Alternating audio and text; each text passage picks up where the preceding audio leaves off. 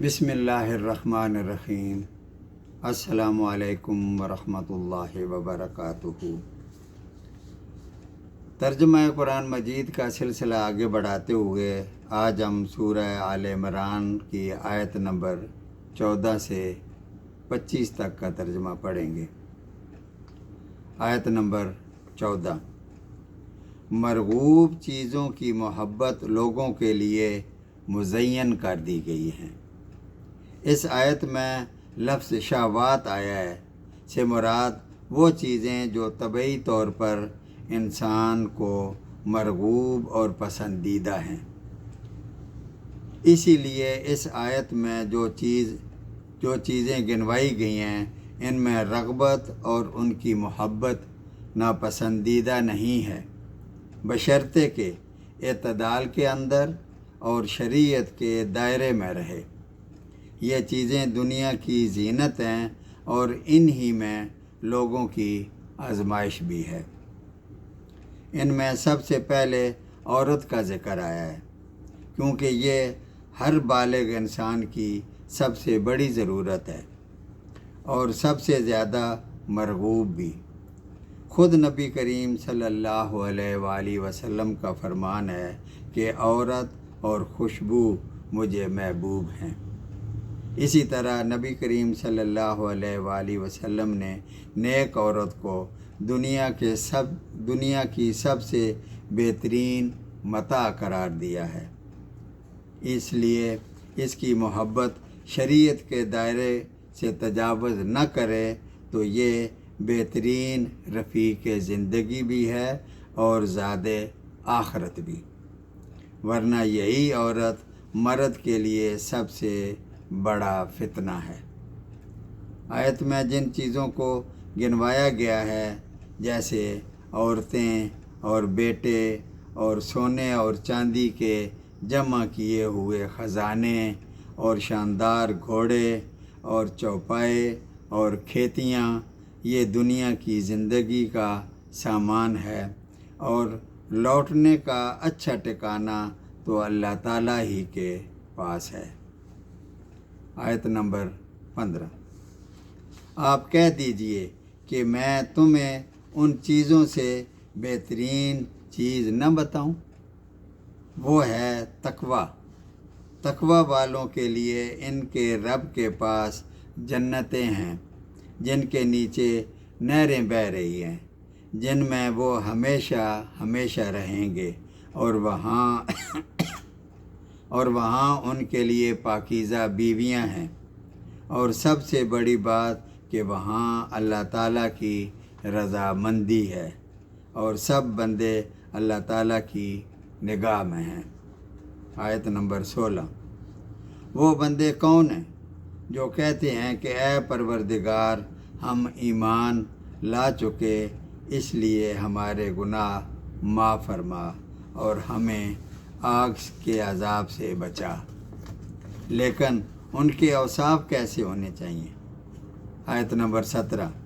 جو صبر کرنے والے ہیں، سچ بولنے والے ہیں، فرما برداری کرنے والے اور اللہ تعالیٰ کی راہ میں خرچ کرنے والے اور رات کے پچھلے حصے میں بخشش مانگنے والے ہیں۔ آیت نمبر 18۔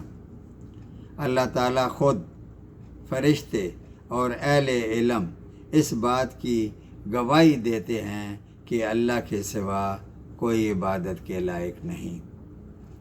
وہ عدل کو قائم رکھنے والا ہے، اس غالب اور حکمت والے کے سوا کوئی عبادت کے لائق نہیں۔ آیت نمبر 19۔ بے شک اللہ تعالیٰ کے نزدیک دین اسلام ہی ہے، اور اہل کتاب یعنی یہود و نصارہ نے اپنے پاس علم آ جانے کے بعد، یعنی حضرت محمد صلی اللہ علیہ وآلہ وسلم اور قرآن مجید کے آ جانے کے بعد محض آپس کی سرکشی اور حسد کی بنا پر ہی اختلاف کیا ہے، اور اللہ تعالیٰ کی آیتوں کے ساتھ جو بھی کفر کرے گا اللہ تعالیٰ اس کا جلد حساب لینے والا ہے۔ آیت نمبر 20۔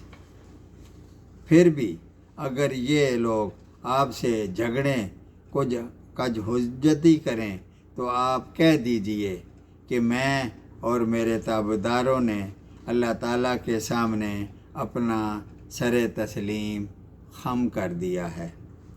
اور اہل کتاب یعنی یہود و نصارہ اور ان پڑھ لوگ یعنی مشرکین مکہ سے کہہ دیجئے کہ کیا تم بھی اطاعت کرتے ہو کہ نہیں؟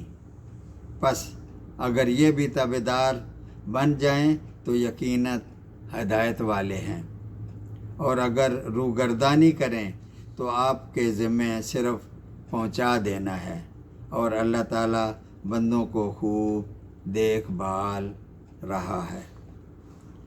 آیت نمبر 21۔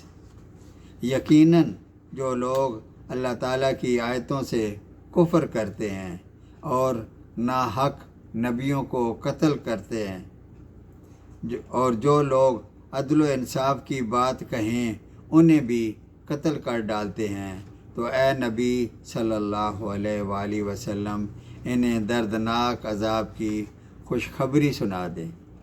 یہاں خوشخبری تنزن کہا گیا۔ آیت نمبر 22۔ ان کے اعمال دنیا و آخرت میں غارت ہیں۔ کون سے اعمال؟ جیسے مشرکین مکہ اس خوش فہمی میں تھے کہ ہم حاجیوں کی خدمت کرتے ہیں، انہیں پانی پلاتے ہیں، انہیں کھانے کھلاتے ہیں، تو ہمارے یہ اعمال اللہ تعالیٰ کے ہاں قبول ہوں گے اور ہم بخش دیے جائیں گے۔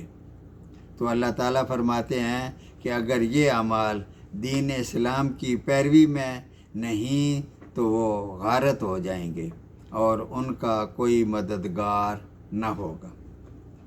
آیت نمبر 23۔ کیا آپ نے انہیں نہیں دیکھا جنہیں ایک حصہ کتاب کا دیا گیا ہے اور وہ اپنے آپس کے فیصلوں کے لیے اللہ تعالیٰ کی کتاب کی طرف بلائے جاتے ہیں، پھر بھی ایک جماعت ان کی منہ پھیر کر لوٹ جاتی ہے۔ ان کے اس عمل کی وجہ بھی بتا دی گئی۔ آیت نمبر 24۔ اس کی وجہ ان کا یہ کہنا کہ ہم تو گنے چنے چند دن ہی جہنم میں رہیں گے، پھر ہمیں نکال لیا جائے گا۔ ان کی یہ من گھڑت باتیں ہیں، ان کے پاس اس کی کوئی دلیل نہیں، نہ تورات میں اور نہ انجیل میں۔ ان کی ان گھڑی گڑائی باتوں نے انہیں ان کے دین کے بارے میں دھوکے میں ڈال رکھا ہے۔ آیت نمبر 25۔ پس کیا حال ہوگا جب ہم انہیں اس دن جمع کریں گے جس کے آنے میں کوئی شک نہیں، اور ہر شخص کو اس کے اعمال کا پورا بدلہ دیا جائے گا اور کسی پر ظلم نہیں کیا جائے گا۔ صدق اللہ العظیم۔